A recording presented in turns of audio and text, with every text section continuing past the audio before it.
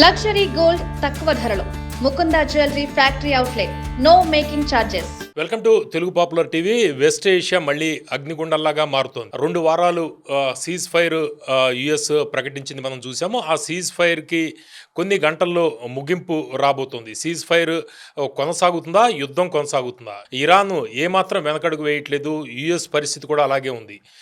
Straight of Hormuz పూర్తిగా close అయిపోయిన పరిస్థితి, ఒకళ్ళ మీద ఒకళ్ళు దాడులు చేసుకుంటున్న పరిస్థితి కూడా మనం చూస్తాం. ఈ నేపథ్యంలో ఏం జరగబోతుంది? కొన్ని గంటల్లో జరగాల్సిన చర్చలు మళ్ళీ సెకండ్ ఫేజ్ కొనసాగుతాయా? ఇరాన్ వస్తుందా లేదా? యుఎస్ స్టాండ్ ఏ విధంగా ఉండబోతోంది? ఈ అంశాల గురించి మనతో మాట్లాడడానికి జియో పొలిటికల్ అనలిస్ట్ సురేష్ కొచ్చటిల్ గారు ఉన్నారు. నమస్కారం. సురేష్ గారు, కొన్ని గంటల్లో చర్చలు కొనసాగే అవకాశం కనిపిస్తుందా, కనిపించట్లేదు? ఇవాళ ఈవినింగ్ జరగాలండే, దాని తర్వాత ఇది రేపు అని చెప్పారు. ఎందుకంటే రేపు సీజ్ ఫైర్ కూడా అయిపోతుంది దాంతోపాటు. కానీ ఇప్పుడు దాకా మన లేటెస్ట్ అల్ జజీరా రిపోర్ట్లో కూడా ఇరాన్ నుంచి డెలిగేషన్ బయలుదేరలేదు అంటున్నారు. అది ప్రాబ్లం లేదు, ఎందుకంటే ఇరాన్ నుంచి తెహ్రాన్ నుంచి ఇస్లామాబాద్ ఎక్కువ టైం తీసుకోరు. కానీ వాషింగ్టన్ నుంచి రావాలంటే మీకు టైం పడుతుంది ఈజీగా. సో మీరు బయలుదేరితే 10-12 గంటల తర్వాతనే మీరు చేరుకుంటారు ఇస్లామాబాద్కి.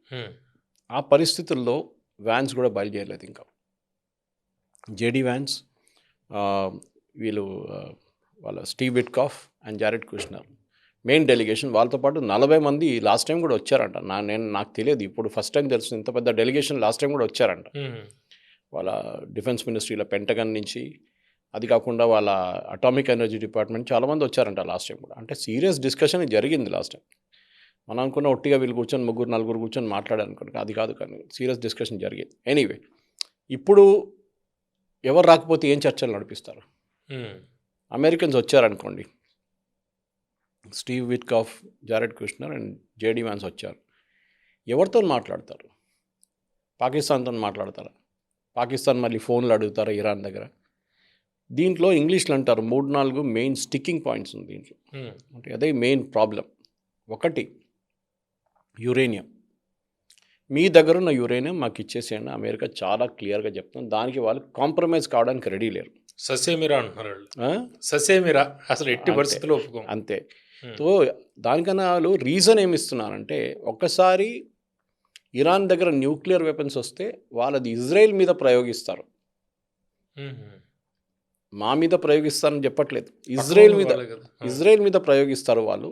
అది కాకుండా చుట్టుపక్కల ఉన్న గల్ఫ్ కంట్రీస్ మీద ప్రయోగిస్తారు వాళ్ళు. మా మీద, యూఎస్ మీద వేస్తారని చెప్పట్లేదు వాళ్ళు. సో అది మెయిన్ రీజన్. సో దానికోసం వీళ్ళ దగ్గర న్యూక్లియర్ వెపన్స్ ఉండకూడదు, యురేనియం ఉండకూడదు. Okay. Second point, Strait of హార్మజ్ని ఓపెన్ పెట్టాలి. మేము బ్లాక్ చేసాం, ఇరానియన్ పోర్ట్స్ నుంచి బయటకు వచ్చే షిప్, అక్కడికి వెళ్ళే షిప్ బ్లాక్ చేసేసాం.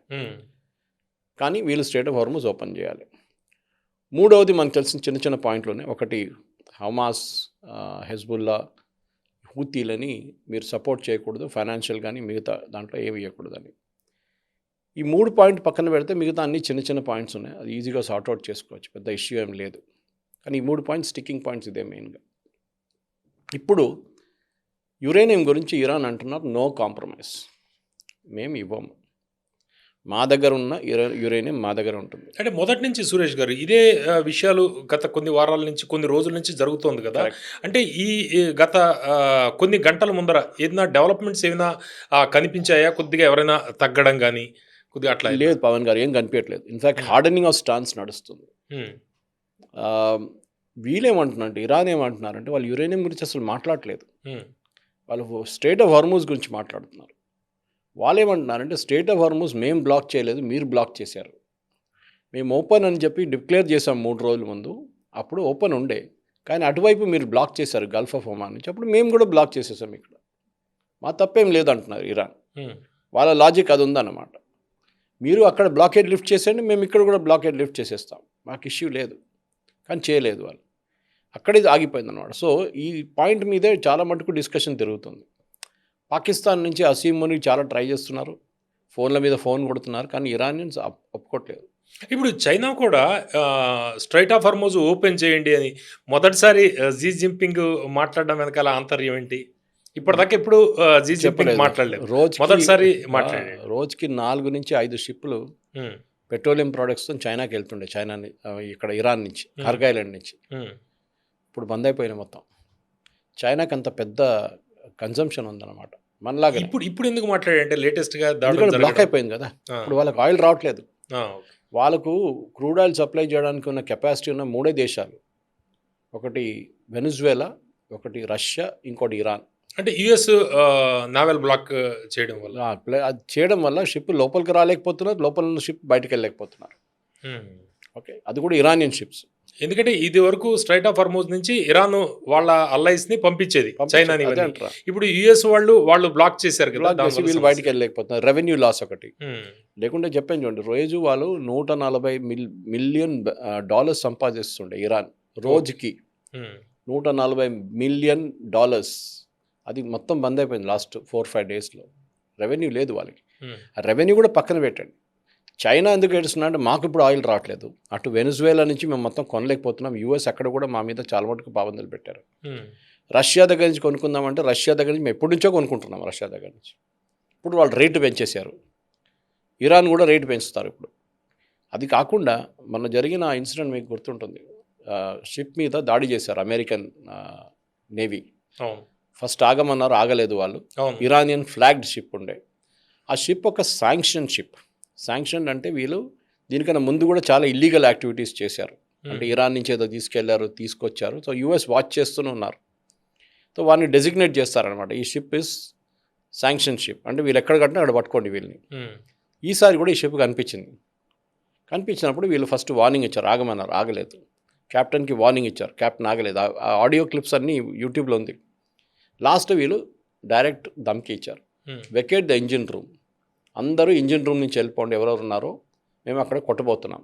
5 నిమిషాల తర్వాత అందరు వెకేట్ అయిపోయారు అక్కడ, దాని నుంచి కొట్టారు వీళ్ళు. మంట పట్టుకుంటూ ఉంటుంది, ఆగిపోయింది మొత్తం. దాని తర్వాత వీళ్ళు మెరైన్స్ని పంపించి మెరైన్స్ని దింపారు, హెలికాప్టర్ నుంచి దింపి ఆ షిప్ని పట్టుకున్నారు. ఇప్పుడు ఆ షిప్ స్టోరీ మెల్లమెల్లగా బయటకు వస్తుంది. చైనా నుంచి వచ్చిన షిప్ అది. అమెరికా బందీగా ఇరాన్ ఓడా అనే హెడ్డింగ్ల మీద చాలా వాటిలో వచ్చింది. అక్కడ ఇప్పుడు ఏమంటున్నా అంటే దాంట్లో డ్యూయల్ యూసేజ్ ప్రోడక్ట్స్ ఉందంటున్నారు. మనం ఒక పని చేద్దాం, ఒక ఎగ్జాంపుల్ తీసుకుందాం. సిఎన్సి మిషన్స్ ఉంటుంది సార్, లేత్ మిషన్స్. మనం అనుకుంటాం సిఎన్సి మిషన్స్ నార్మల్ ప్రోడక్ట్స్ తయారు చేయడానికి దానికి దీనికి వాడుకుంటారు. మిషన్ బాలనగర్లో చాలా ఉన్నాయి అట్లాంటివి. డ్రోన్కి వాడుకోవచ్చు కదా, మిసైల్స్కి వాడుకోవచ్చు కదా, కేసింగ్ తయారు చేయడానికి వాడుకోవచ్చు కదా. అది అట్లాంటి డ్యూయల్ యూసేజ్ ప్రోడక్ట్స్ దాంట్లో ఉంది. మేము ఇంకా అన్ని కంటైనర్ ఓపెన్ చేయలేదు, కొన్ని కంటైనర్లు ఓపెన్ చేసాం, దాంట్లో కనిపిస్తుంది మాకు అని యూఎస్ చెప్తున్నారు. అది నిజమా కాదో మనకు తెలియదు, కానీ వాళ్ళకి ఒక ఎక్స్క్యూజ్ వచ్చింది ఎందుకు మేము ఇది పట్టుకున్నాం. ఏదైనా తయారు చేయొచ్చు దాంతో. సో ఇప్పుడు లేని కూడా ఉందంటారు అమెరికా వాళ్ళు, మనకు తెలియదు కదా షిప్లో ఏముంది అనేది. వాళ్ళంటారు మేము 2 కంటైనర్లు ఓపెన్ చేసాం, దాంట్లో ఏదైనా కనిపిస్తుంది, ఇప్పుడు ఇక్కడ చెక్ చేయలేము, మేము ఒక పోర్టు దాకా గుంజి తీసుకెళ్ళాలి కదా, ఇంజిన్ పోయింది కదా, ఇది they have to drag it to some tug board పెట్టుకొని తీసుకెళ్ళి ఏదైనా ఒక దగ్గర ఉన్న పోర్ట్ దగ్గర తీసుకెళ్ళి మళ్ళీ ఓపెన్ చేస్తారు ఇదంతా. కానీ అది సింబాలిక్ ఉండే, అది కావాలంటే చాలా షిప్స్ ఉన్నాయి చైనాది, కానీ సింబాలిక్గా పట్టుకున్నారు. ఒకటి ఇది శాంక్షన్డ్, ఎప్పుడైనా దీన్ని అరెస్ట్ చేయొచ్చు, అంటే క్రూని అరెస్ట్ చేయొచ్చు, ఆ షిప్ని కూడా పట్టుకోవచ్చు. దొరికారు వీళ్ళకి లక్కీలీ. ఇప్పుడు అది ఉన్నప్పుడు ఇరాన్ అంటున్నారు మీరు ఒకటి వైలేట్ చేసింది, మీరు స్ట్రెయిట్ ఆఫ్ హార్మోజ్ని మీ వైపు నుంచి బంద్ చేశారు గల్ఫ్ ఆఫ్ ఒమాన్లో. మేము కూడా చెప్పాం క్లోజ్ అయిపోయిందని, మా వైపు కూడా అయిపోయిందా, మళ్ళీ మా షిప్ మీద ఎందుకు దాడి చేశారు మీరు? ఓకే, మీరు మాకు లైసెన్స్ ఇస్తున్నారు మీ షిప్ మీద దాడి చేయడానికి ఇప్పుడు, కానీ అది చేయరు ఇరాన్. వాళ్ళకి తెలుసు దాని కాన్సిక్వెన్సెస్ ఏముందంటే తెలుసు. ఏదైనా ఒక బోట్ తీసుకొచ్చి దాడి చేశారనుకోండి, ఆ బోట్ సంగతి అంతే, అది తిరగంగానే కొట్టేస్తారు పైనుంచి వీళ్ళు. అది జరుగుతుంది ఇప్పుడున్న పరిస్థితుల్లో. That is one major sticking point, Strait of Hormuz. ఈ స్ట్రెయిట్ ఆఫ్ హార్మోజ్ మనం దీనికన్నా ముందు కూడా డిస్కస్ చేసాం పవన్ గారు, ఎప్పుడో ఓపెన్ ఉండే. ట్రంప్ అంటున్నారు మేము ఇప్పుడు ఓపెన్ చేసి చూపించాం కదా మీకు, అది ఓపెనే ఉండే కదా ముందు, మీరు యుద్ధం చేశారని చెప్పి బంద్ అయిపోయింది. So nothing great. ఓకే, రెండవది మనం మాట్లాడినది యురేనియం మళ్ళీ తిరిగి వస్తుంది. ఓకే, యురేనియం గురించి మాట్లాడుతున్నారు. వీళ్ళేమంటున్నారు, డస్ట్ డస్ట్ డస్ట్ అంటున్నారు ప్రెసిడెంట్ ట్రంప్. డస్ట్ లేదు, ఏం లేదు, యురేనియం బాగానే ఉంది, అది మేము దాచిపెట్టాము, మేము మీకు ఇవ్వము. ఒరిజినల్ ప్రపోజల్ మీకు గుర్తుంటుంది, మనం దీనికి ముందు కూడా డిస్కస్ చేసాం. ఒకటి రష్యా ఇచ్చిన ఒక ప్రపోజల్ ఉంది, వాళ్ళ దగ్గర ఉన్న 400 కిలోల యురేనియం, హైలీ ప్యూరిఫైడ్ యురేనియంని మేము మా వైపు తీసుకెళ్ళిపోతాం, మాకు ఇచ్చేసేయండి, మేము ఏదో సేఫ్ కస్టడీలో పెట్టుకుంటాం, మేము మా దగ్గర చాలా ఉంది యురేనియం. సో సపరేట్గా ఇరాన్ది ఒక యురేనియం పక్కన పెట్టేస్తాం. ఇరాన్ అన్నారు నో.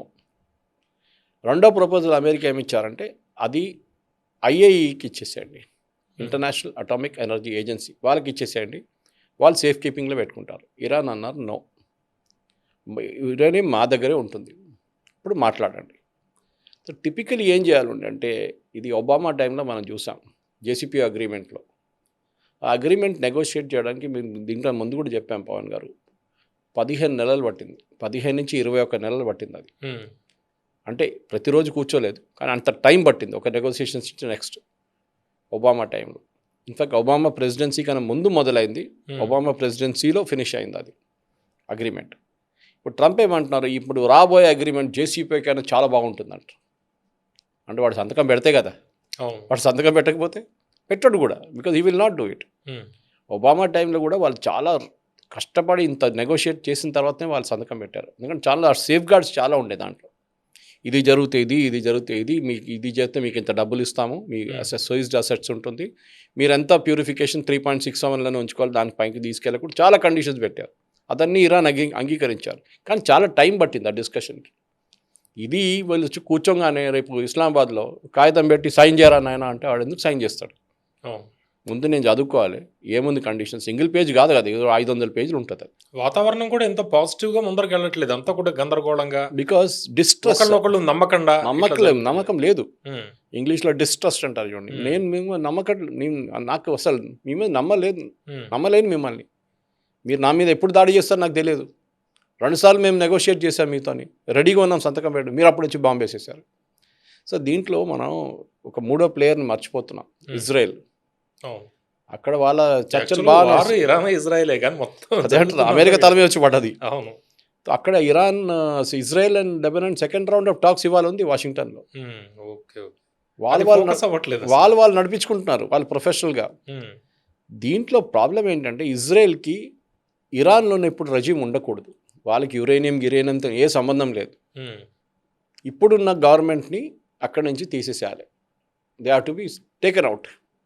ఓకే, అది వెనిజువేలా మోడల్ చేస్తారా, లిబియా మోడల్ చేస్తారా, ఇరాక్ మోడల్ చేస్తారా మాకు తెలియదు, కానీ ఇప్పుడున్న గవర్నమెంట్ ఉండకూడదు. మీరు ఎంత చేసినా కానీ ఇప్పుడు మీరు మోడరేట్ రిజీమ్ అంటాం, మోడరేట్ అని ఉండదు, ఉన్నది ఇస్లామిక్ టెర్రరిస్ట్లో ఒకటే ఉంటుంది, వాళ్ళ కలర్లు మారవు అట్లా. సో మీ ఇజ్రాయెల్ అంటున్నాను, మాకు వీళ్ళతోని సంబంధం ఏం లేదు, ఇది అన్నీ నడుస్తుంది కదా, we want to dispose this regime of. అప్పుడు ఆటోమేటిక్గా యురేనియం మన దగ్గర వస్తుంది, స్ట్రెయిట్ ఆఫ్ హార్మూజ్ ఓపెన్ అవుతుంది, అన్నీ జరుగుతుంది. మనకు కావాల్సిన గవర్నమెంట్ అక్కడ కూర్చోబెడితే. ఓకే, లేకుంటే కూర్చోబెట్టకపోతే కూడా ప్రాబ్లం లేదు, ఇరాక్ లాగా నడిపించుకోవచ్చు, లిబియా లాగా నడిపించుకోవచ్చు, సిరియా లాగా నడిపించుకోవచ్చు. అక్కడ కూడా గవర్నమెంట్లు ఏం లేవు కదా, అక్కడ ఎవడెవడో కొట్టుకుంటున్నారు అక్కడ ఇక్కడ అంతే. ఇది ఇరాన్లో కూడా చేద్దాం మనం, కానీ జరగట్లేదు. సో ఇప్పుడు ఈ టాక్స్ అని చెప్పి ఇంత హైప్ క్రియేట్ చేసిన తర్వాత ఇస్లామాబాద్లో సెక్యూరిటీ, ఇస్లామాబాద్లో 50,000 మంది పోలీసు వాళ్ళు, ఆర్మీ వాళ్ళు అందరూ వచ్చారు. లాస్ట్లో ఈయన రాకపోతే మొన్న వచ్చి బిల్లు కట్టలేదంట హోటల్ది, సరైన హోటల్ది. మీకు తెలుసు, నేను జోక్ అనుకున్నాను సీరియస్లీ పవన్ గారు, నేను అది జోక్ అనుకుని ట్వీట్ చేశాను నేను. కానీ దాని తర్వాత నెక్స్ట్ డే బిజినెస్ వరల్డ్లో ఒక స్టోరీ వచ్చింది, ఆగా ఖాన్ కట్టే చెప్పి. This is where I'm saying, Pakistan ఎందుకు దీంట్లో వచ్చారని చాలామంది అడుగుతున్నా, మీరు కూడా అడిగారు. ఇప్పుడు మీకు అర్థమవుతుంది దాని కాంప్లికేషన్. నిన్న ప్రెసిడెంట్ ట్రంప్ ఆయన, అది ఇంకో ప్రాబ్లం సార్, ఈ ఇరాన్ వాళ్ళు ఏమంటున్నారంటే, ఈయన గంటకు ట్వీట్ చేస్తాడు, ఒక టైంలో ఒకటి అంటాడు, నెక్స్ట్ టైం ఇంకోటి అంటాడు. చాలా బాగా జరుగుతుంది discussions, very well we are there talking to the Iranians అని చెప్పి పొద్దున ట్వీట్ చేస్తాడు ట్రూత్ సోషల్లో. కాగానే హాఫ్ అన్ అవర్ తర్వాత వేస్తాడు, మేము వీళ్ళ మీద బాంబు వేసేస్తాం రేపు పొద్దున సంతకం పెట్టకపోతే. ఆల్రెడీ పట్టుకుంటున్నారు కదా నౌకల్ని వీటిని.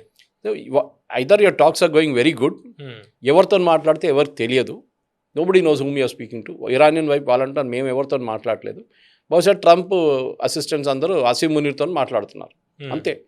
ఆయన అంటాడు నేను అంతా ఇరానియన్ వాళ్ళకి చెప్పాను. సో వీళ్ళ లాజిక్ ఏంటంటే, అప్పుడు మేము ఇరానియన్ వాళ్ళతో మాట్లాడాము, నడిమిట్లో అసీం మునీర్ వెళ్ళాడని చెప్పట్లేదు వీళ్ళు.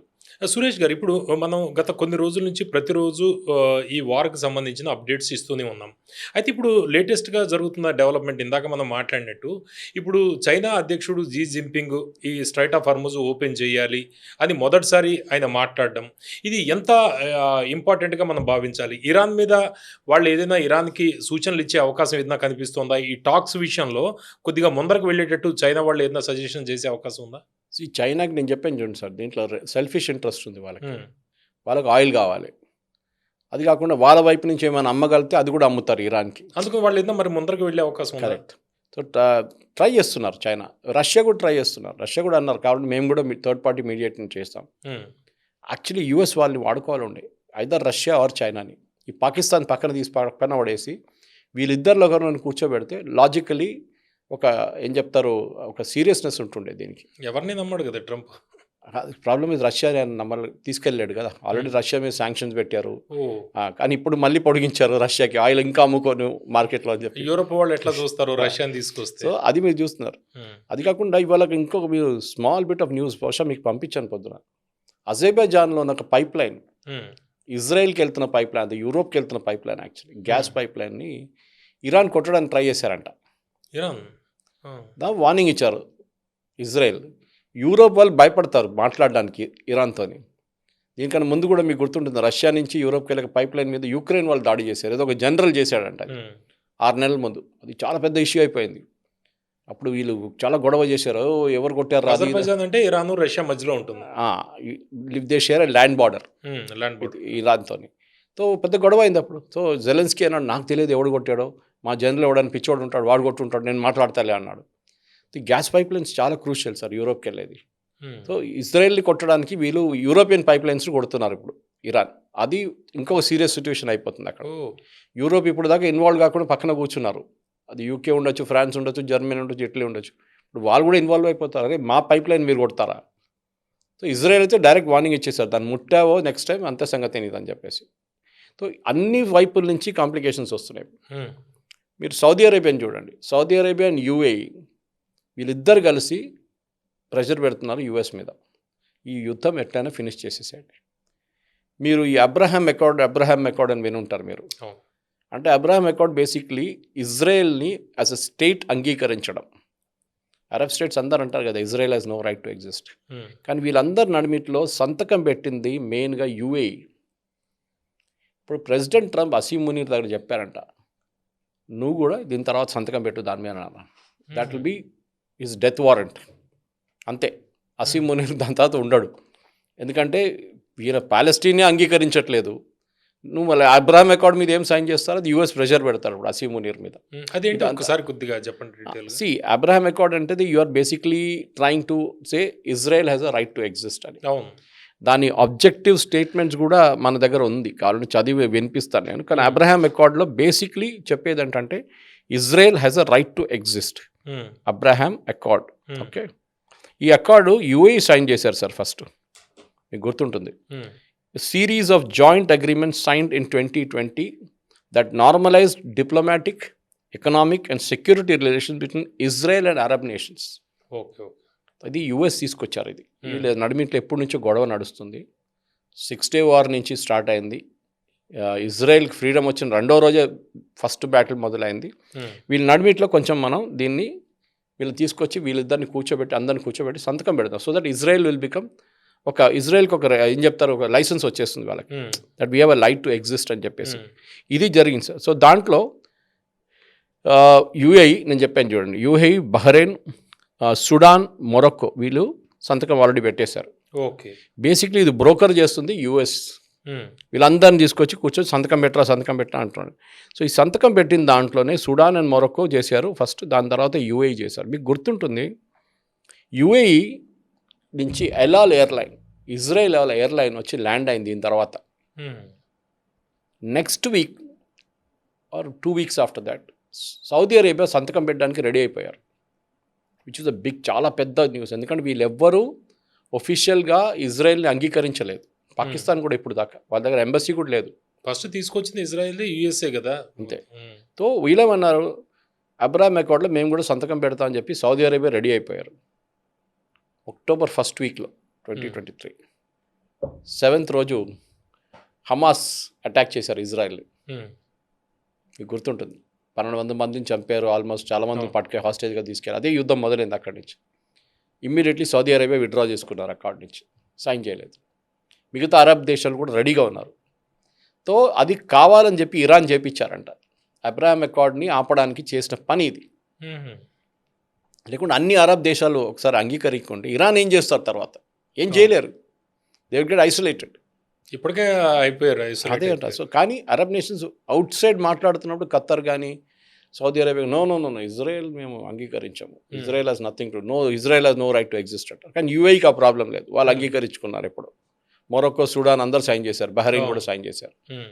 సో ఈ అబ్రహాం అకార్డ్ కూడా ఇప్పుడు పాకిస్తాన్ మీద రాబోతుంది. దీని తర్వాత ఈ మిడిల్ ఈస్ట్ కంట్రీస్ అందరితోని ఇది అయిన తర్వాత యుఎస్ వచ్చి చెప్తారు, చూడు నీ మీద దాడి చేసింది ఇజ్రాయెల్ కాదు, మీ మీద దాడి చేసింది ఇరాన్. గుర్తుపెట్టుకోండి, మీ ఆయిల్ ఫీల్డ్స్ కొట్టారు, మీ ఎయిర్పోర్ట్ని కొట్టారు, మీ బిల్డింగ్ని కొట్టారు, అన్నీ చేశారు కదా, ఇరాన్ చేశారు. ఇజ్రాయెల్ చేశారా? చేయలేదు. You sign the Abraham accord నా.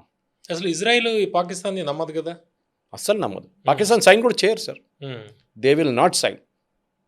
ఎందుకంటే వాళ్ళు సౌదీ అరేబియాతో వాళ్ళ కోఆపరేషన్ ఉంది, డిఫెన్స్ కోఆపరేషన్, వాళ్ళిద్దరూ చేయరు. అందుకే ఈ టాక్స్లో ఇజ్రాయెల్ లేదు. ఇజ్రాయెల్ రారు కూడా. మీరు అనుకుంటారా ఇజ్రాయెల్ వస్తారు? ఇజ్రాయెల్ రారు. అవును, మొదటనే వాళ్ళు ఇజ్రాయెల్కి ఇప్పుడు చూడండి, దీనికి ఇంకో పెద్ద గేమ్ ఉంది, మనం సపరేట్గా డిస్కస్ చేయాలి దాన్ని. ఇజ్రాయెల్ నిన్న ఒక స్టేట్మెంట్ ఇచ్చారు, అది కూడా ఇజ్రాయలీ డిఫెన్స్ మినిస్టర్ అనుకుంటాను, ఇజ్రాయెల్ డిఫెన్స్ మినిస్టర్. ఆయన అన్నారు నెక్స్ట్ టార్గెట్ ఇది అయిపోయినాయండి, లెబనాన్ హెజ్బుల్లా అయిపోతే టర్కీ మీద మా కన్నుందన్నాడు. అవును, ఓకే, టెర్రరిస్ట్ని ఎంకరేజ్ చేసేది నెక్స్ట్ నేషన్ ఇరాన్ తర్వాత టర్కీ, మేము వీళ్ళని చూసుకుంటాం. టర్కీ ఆల్రెడీ సిరియాలో వాళ్ళ ఫైటర్స్ని పెట్టి అక్కడ స్పాన్సర్ చేపిస్తున్నారు. ఇటువైపు మనం చూసాం పాకిస్తాన్ని సహాయం చేశారు అప్పుడు డ్యూరింగ్ ఆపరేషన్ సింధూర్, మిసైల్స్ ఇచ్చి వాళ్ళకు డ్రోన్లు ఇచ్చి. సో ఇప్పుడు ఇజ్రాయెల్ కరెక్ట్గా చెప్తున్నారు, నెక్స్ట్ కొట్టాల్సింది టర్కీనే. మనతో కూడా చూడండి, వాళ్ళు కావాలని చెప్పి మన మీద కూడా చాలా మట్టుకు ఆరోపణలు చేయడం, అది చేయడం, ఇది చేయడం, ఆయుధాలు ఇవ్వడం పాకిస్తాన్ చేస్తున్నారు వీళ్ళు. బేసిక్లీ టర్కీకి నెక్స్ట్ క్యాలిఫేట్ కావాలని ఉంది. అది ఎర్దోగాన్ ఎప్పటి నుంచో ఉన్న ఒక కలగానే మిగిలిపోతుంది అది. సో ఈ పరిస్థితుల్లో ఇప్పుడు జరగబోయే ఏం చెప్తారు, ఈ యుద్ధం అయిన తర్వాత ఇజ్రాయెల్ ఇస్ వెరీ క్లియర్. కానీ ప్రాబ్లం ఎక్కడ వస్తుందంటే పవన్ గారు, Turkey is a NATO member, one of the oldest NATO members, కానీ ఇస్లామిక్.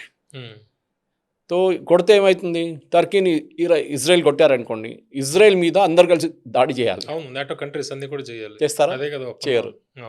సో టర్కీని స్లోలీ ఐసోలేట్ చేసి ఇరాన్ చేసినట్లనే నెక్స్ట్ ఇజ్రాయెల్ చేయబోతున్నారు. మనకు మంచి న్యూస్ యాక్చువల్లీ అది.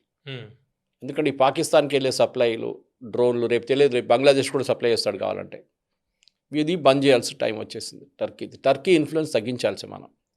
బికాజ్ ఒకటి వాళ్ళ దగ్గర డబ్బులు ఉన్నాయి, రెండోది వాళ్ళ దగ్గర ఆయుధాలు అండ్ షిప్ బిల్డింగ్ కూడా వాళ్ళు చాలా పెద్ద ఇండస్ట్రీ సార్.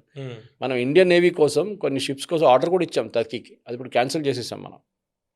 ఇది అయిన తర్వాత, ఆపరేషన్ సింధూర్ అయిన తర్వాత మన గవర్నమెంట్ డిసైడ్ చేశారు, వద్దు వీళ్ళు నమ్మలేము, వీళ్ళతో షిప్ బిల్డింగ్ వద్దు, మనం కొరియాతో చేయించుకుందాం అని చెప్పి కొరియాతో సంతకం చేస్తున్నారు. ఇప్పుడు కొరియన్ ప్రెసిడెంట్ వచ్చారు, నిన్న వచ్చారు సౌత్ కొరియన్ ప్రెసిడెంట్. సో ఇది మెయిన్గా. సో అరబ్ నేషన్స్ అని చూడంగానే మనం ఇరాన్ చూస్తాం, మనం బహ్రెయిన్ చూస్తాం, కానీ ఇరాన్ తర్వాత కూడా ఇరాన్కు ఉన్న చుట్టుపక్కల ఉన్న ప్రాబ్లమ్స్ అన్నీ టర్కీ దగ్గర కూడా ఉంటుంది. టర్కీ నుంచి సిరియా నుంచి లెబనన్, ఇది మొత్తం ఒక సిరీస్ ఉందన్నమాట. ఈ టాక్స్కి ట్రంప్ కూడా రావచ్చు అనేది కొంత ప్రచారం జరిగింది కదా. యుఎస్ ప్రెసిడెంట్ రావడం అనేది పెద్ద డ్రామా సార్. నెలల పాటు టైం తీసుకుంటారు. ప్రెసిడెంట్ ట్రంప్, మీరు అర్థం చేసుకుంటారు, ఇప్పుడు దాకా ప్రెసిడెంట్ ట్రంప్కి పబ్లిసిటీ కావాలి. ఆయనకి ఎక్కడైనా నాకు ఒక నోబెల్ ప్రైజ్ ఇస్తారంటే వెళ్ళిపోతాడు ఆయన నెక్స్ట్. ఆ రోజు ఫీఫా వాళ్ళకి ప్రైజ్ ఇచ్చారు, ఆయనే వేసుకున్నారు దాన్ని. ఎందుకు ఇచ్చారో వాళ్ళకే తెలియదు. బాలీవుడ్ హీరోయిన్ లాగా ఎప్పుడు న్యూస్లో ఉండాలి అంతే. సో ఆయనకి ఏంటంటే ఎవరైనా పబ్లిసిటీ వస్తుంది, నాకు మస్తు కవరేజ్ వస్తుంది, నేను నెక్స్ట్ నోబెల్ ప్రైజ్ దొరికే ఛాన్స్ ఉందంటే ఆయన పోతాడు. ఆయన అర్థం చేసుకుంటలేడు ఈ పెద్ద డ్రామా ఎందుకు చేస్తున్నాడు. ఈ యుద్ధం ఆపానని చెప్పేసి. యుద్ధం ఎవరు మొదలుపెట్టారు? మీరే మొదలుపెట్టారు. ఇప్పుడు మీరు ఇజ్రాయెల్ని బ్లేమ్ చేయవచ్చు. చూడండి, ఇజ్రాయెల్ మీద ఆ రోజు మీరు ఒక స్టేట్మెంట్ చూసుంటారు. ఫస్ట్ టైం ఈ పీస్ టాక్స్ మొదలైనప్పుడు ఇజ్రాయెల్ లెబనాన్లో సీజ్ ఫైర్ డిక్లేర్ చేసినప్పుడు ప్రెసిడెంట్ ట్రంప్ ఒక స్టేట్మెంట్ ఇచ్చారు, Israel should never bomb Lebanon అని చెప్పి. ఇజ్రాయెల్ లెబనాన్ని బాంబ్ చేయకూడదు, నెవర్ అన్నారు. ఓకే, ఇనఫ్ ఇస్ ఇనఫ్ అని చెప్పి క్యాపిటల్స్లో కొట్టి ట్వీట్ చేశారు. ఇవాళ పొద్దున కూడా ఇజ్రాయెల్ కొట్టారు. సురేష్ గారు, ఇప్పుడు ఇజ్రాయెల్ గురించి మాట్లాడుతున్నాం కాబట్టి, ఇప్పుడు ఈ యుద్ధం అనేది ఇరాను ఇజ్రాయిల్ సమస్య, అందులో ఏమో యుఎస్ వచ్చింది, టాక్స్ జరుగుతుంది. అంటే నెక్స్ట్ టాక్స్ జరుగుతాయా, ఎవరు వస్తారనే విషయం పక్కకు పెడితే, ఫస్ట్ దశ ఇస్లామాబాద్ టాక్స్లో యుఎస్ ఇరాన్ మధ్య జరిగింది. రేపు ఈ టాక్స్ ముందరకు వెళ్ళి వీళ్ళు ఒక నిర్ణయం తీసుకుంటే ఆ నిర్ణయానికి ఇజ్రాయెల్ కట్టుబడి ఉంటుందా? లేదు, ఉండదు. ఇజ్రాయెల్ పాకిస్తాన్ని ఎప్పుడు నమ్మరు. అది ఇప్పుడు కాదు, చాలా సంవత్సరాల నుంచి. అంటే నిర్ణయం తీసుకునేది బిట్వీన్ యుఎస్ అండ్ ఇరాన్ కదా. తీసుకోవచ్చు, ఎందుకంటే ఇవి ఇజ్రాయెల్ రారు కదా ఈ టాక్స్కి, ఎప్పుడు ఇజ్రాయెల్ రారు, వాళ్ళకి దీంతో సంబంధమే లేదు. వీళ్ళు తీసుకునే నిర్ణయాన్ని వాళ్ళు ఒప్పుకోరు. అది ఇంటర్నల్ చెప్పేస్తారు. పాకిస్తాన్ మేము చూసుకుంటా ఉంటాడు. మీకు గుర్తుంటుంది, కహుటా ప్లాంట్లో వాళ్ళ ప్లాంట్ మీద దాడి చేయడానికి ఇందిరాగాంధీ టైంలో ఇజ్రాయెల్ ప్లాన్ వేశారు. మొత్తం న్యూక్లియర్ ప్లాంట్ని కొట్టేస్తాం మేము, పాకిస్తాన్ న్యూక్లియర్ పవర్ ఎప్పుడు కారు. దాని తర్వాత ఓటీటీలో ఏదో సిరీస్ కూడా వచ్చింది లేటెస్ట్. కానీ దానికి ఒక ప్రాబ్లం ఎక్కడ వచ్చిందంటే, ఇజ్రాయెల్ ఎక్కడ ఆ టైంలో మిడ్ ఎయిర్ రీఫ్యూలింగ్ ఎక్కువ లేకుండే, talking of 70s. So mid air refuelling లేనప్పుడు ఏమవుతుందంటే, ఇంత దూరం ఫ్లై చేసి వచ్చిన తర్వాత ఏదో పక్కన ఒక ఎయిర్ బేస్లో దిగి ఫ్రెండ్లీ అక్కడ రీఫ్యూల్ చేసుకుని వెళ్ళిపోతాం మేము అన్నారు. సో పఠాన్కోట్ని ఐడెంటిఫై చేశారు. మన దగ్గర ఉన్న పఠాన్కోట్ ఎయిర్ ఫోర్స్ బేస్లో ఇజ్రాయెల్ వాళ్ళు బాంబ్ చేసిన తర్వాత పాకిస్తాన్ ప్లాంట్ని, న్యూక్లియర్ ప్లాంట్ని మన దగ్గర వచ్చి ల్యాండ్ వేస్తారు, రీఫ్యూల్ చేసుకుని మేము వెళ్ళిపోతా అన్నారు. ఇందిరాగాంధీ గారు అంగీకరించలేదు. That is why that plant was never bombed. Pakistan nuclear power అయిపోయారు. ఆ రోజు చేస్తుంటే Pakistan would never have got a nuclear. In fact అదే న్యూక్లియర్ టెక్నాలజీ పాకిస్తాన్ ఇరాన్కి అమ్మారు. ఇప్పుడు ఇరాన్ దగ్గర ఉన్న టెక్నాలజీ పాకిస్తాన్ టెక్నాలజీ అది. వెరస్ పాకిస్తాన్ ఎన్పిటి సిగ్నిటరీ, ఇరాన్ కూడా ఎన్పిటి సిగ్నిటరీ, నాన్ ప్రొలిఫరేషన్ ట్రీటీ. అంటే మీరు ఒకరికి అమ్మకూడదు, మీ దగ్గర ఉన్న టెక్నాలజీ, న్యూక్లియర్ టెక్నాలజీ ఇంకొక కంట్రీకి అమ్మకూడదు అని చెప్పి సంతకం పెడతారు. ఇరాన్ ఇప్పుడు కూడా అంటున్నారు, మేము ఎన్పిటి సైన్ చేశాం కదా, మళ్ళీ మేము ఎందుకు యురేనియం గురించి ఎందుకు మాట్లాడాలి మేము అంటున్నారు. ఈ పాకిస్తాన్ గురించి ఒకసారి చెప్పండి, అప్పుడు ఏం జరిగింది? సో అంటే అంత పెద్ద స్టోరీ కాదు. అక్కడే చాలా మటుకు ఇందిరాగాంధీ గారు తర్వాత ఇందిరాగాంధీకి రిగ్రెట్ ఉండే, అది చేస్తే ఆ రోజు బాగుంటుండే అని. కానీ ఇందిరాగాంధీ గారు ఏమనుకున్నారంటే, ఇది చేస్తే పాకిస్తాన్తో ఉన్న రిలేషన్షిప్ మొత్తం స్పాయిల్ అవుతుంది. ఇంకోటి, ఆమెకి పిఎల్ఓతో చాలా క్లోజ్ కనెక్షన్ ఉండే, యాసిర్ అరాఫత్తో. ఓకే, ఈజిప్ట్తో చాలా మంచి కనెక్షన్స్ ఉండే ఇందిరాగాంధీ గారికి, అరబ్ నేషన్స్తో కూడా ఉండే. కానీ ఈజిప్ట్ అండ్ పిఎల్ఓ వీళ్ళిద్దరితో చాలా మంచి రిలేషన్షిప్ ఉండే ఇందిరాగాంధీ. అది మొత్తం ఒకటేసారి కొట్టేస్తుంది. ఎందుకంటే ఆ టైంలో Israel was the number 1 enemy Arab నేషన్స్కి అందరికి. తర్వాత కదా వాళ్ళు రెస్పెక్ట్ చేయడం మొదలుపెట్టారు. ఎందుకంటే ఇజ్రాయెల్ వాళ్ళకి తెలుసు, ఒక మారేతో అంటారు, వాడు వచ్చి కొట్టేసి వెళ్ళిపోతాడు, భయం ఉంటుంది అరబ్ నేషన్స్. న్యూక్లియర్ కంట్రీ అవడానికి కారణం అది. మీకు గుర్తుంటుంది, జుల్ఫికర్ అలీ భుట్టో ఒక ఫేమస్ స్టేట్మెంట్ కూడా చేశారు కదా మీకు టైంలో, గడ్డి తింటాం, లేకుంటే గడ్డి తింటాం కానీ మేము బాంబ్ డెవలప్ చేస్తామన్నారు. We will eat grass but we will make the bomb అన్నారు. చేశారు కూడా వాళ్ళు. అది దాని వెనుక స్టోరీ మీకు తెలుసు. ఏక్యూ ఖాన్ లాబొరేటరీస్ వాళ్ళు హాలండ్ నుంచి స్మగుల్ చేసి తీసుకొచ్చిన టెక్నాలజీ అది, యురేనియం టెక్నాలజీ అంతా. ఆయన అక్కడ రీసెర్చ్ చేస్తున్న టైంలో, పిహెచ్డీ చేస్తున్న టైంలో అక్కడి నుంచి he married Dutch women I think. అక్కడ దాని తర్వాత అక్కడి నుంచి స్మగుల్ చేసి పాకిస్తాన్కి తీసుకొచ్చారు ఈ యురేనియం అంతా. దానికి కావాల్సిన సామాగ్రిలు అంతా, దానికి కావాల్సిన ఈ చెప్పినట్టు యూనో ట్యూబ్స్ కానివ్వండి, దాని తర్వాత సిలిండర్స్ కానివ్వండి, ఇదన్నీ అక్కడి నుంచి తెచ్చుకున్నారు. ఓకే, ఇదన్నీ పాకిస్తాన్ స్మగుల్ చేసి తీసుకొచ్చారు. So Pakistan technology home ground technology కాదు, మనలాగా కాదు. We developed it home ground. అది హోమీ బాబా టైం నుంచి మనం డెవలప్ చేసుకుంటూ వస్తున్నాం, ఏపీజే అబ్దుల్ కలాం దాకా మనం. కానీ పాకిస్తాన్ అది కాదు. పాకిస్తాన్ దానికోసం లాస్ట్లో మీకు గుర్తుంటుంది, ఏక్యూ ఖాన్ని జైల్లో వేశారు పాకిస్తాన్. ఇదే యుఎస్ ప్రెషర్ పెట్టారు, వీడు అక్కడిక్కడ వెళ్ళి అమ్ముకుంటున్నాడు ఈ న్యూక్లియర్ టెక్నాలజీ, కిమ్ జాంగ్ ఉన్కి అమ్మాడు, తీసుకెళ్ళి ఇప్పుడు మేము జైలు అన్నారు. దాని తర్వాత ఆయన జైలు వేసేసారు. ఆయన ఈ passed away there only after that, house అరెస్ట్లో చనిపోయారు ఆయన ఉన్నప్పుడు. పాకిస్తాన్ దీంట్లో చాలా పెద్ద నోటోరియస్ క్యారెక్టర్ దీంట్లో. దానికోసం పాకిస్తాన్, నేను బహుశా నిన్న కూడా చెప్పుంటాను మీకు, కాసిం సులేమానీ క్లోజ్ ఫ్రెండ్ ఈయన అసీం మునీర్, చాలా క్లోజ్ ఫ్రెండ్. ఎవరు? Iranian revolutionary guard chief Qasem Soleimani. ఆయన్ని ట్రంప్ ఫస్ట్ టర్మ్లో చంపేశారు యుఎస్. ఒక ఏం చెప్తారు, చాలా సీక్రెట్ ఆపరేషన్లో ఆయన ఫినిష్ చేసేసారు. ఆయన అతను ఒక్కడే చనిపోయారు ఆయన. సో అదొక పెద్ద స్టోరీ ఉంది అక్కడ. అసీం మునీర్ వీళ్ళతో చాలా క్లోజ్ ఉందని చెప్పి మొన్న రెడ్ ఫ్లాగ్ రేజ్ చేయాలని చెప్పి యుఎస్ వైట్ హౌస్లో పెద్ద ఒక రిక్వెస్ట్ కూడా వచ్చింది. దానికోసం ట్రంప్ ఇవాళ నిన్న ఒక స్టేట్మెంట్ ఇష్యూ చేశాడు. అందరూ మిస్ అయిపోయారు. సేమ్ ఆయన ఇన్ని ట్వీట్లు చేస్తున్నప్పుడు ఎవరు చాలామంది చూడట్లేదు. అది పెద్ద ప్రాబ్లం. అది ఏదో గంటకు ఒక చేస్తే ఎవరు చూస్తారు, రోజుకి ఒక 2-3 చేస్తే ఎవరైనా సీరియస్గా చూస్తారు. దాంట్లో ఆయన అన్నారు, it is time for Asim Munir to deliver results. వాళ్ళ తల మీద బాంబు పెట్టేసిండు, నువ్వు చేయకపోతే అంత సంగతి, నువ్వు ఇరాన్ తీసుకురాకపోతే అంత నువ్వు యూజ్లెస్ ఫెలో, నేను ఇంకెవరైనా చూసుకుంటాను. ఇరాన్ని తీసుకొచ్చాడు చాలామంది ఉన్నారు. రష్యా దగ్గర మీరు చెప్పినట్టు రష్యా దగ్గర చెప్తాడు, ఆడు తీసుకొస్తాడు.